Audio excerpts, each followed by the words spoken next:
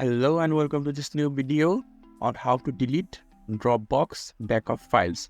So if you are new here, subscribe and press the notification bell icon so you don't miss any of my further videos. And let's get started. So firstly, you need to open the web browser of your choice. In the top of the web browser, there will be a search bar.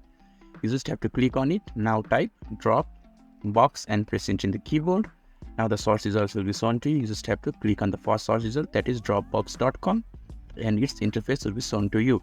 Since I have logged in and signed up successfully, I just have to look on the top left hand side of the screen. There will be Dropbox icon and its text. So I'll just have to click on it and I'll be able to access the home page of Dropbox. And when I am inside the Dropbox, I just have to look on the left hand side of the screen. There will be all files. You just have to click on the all files tab and you will be able to access all files.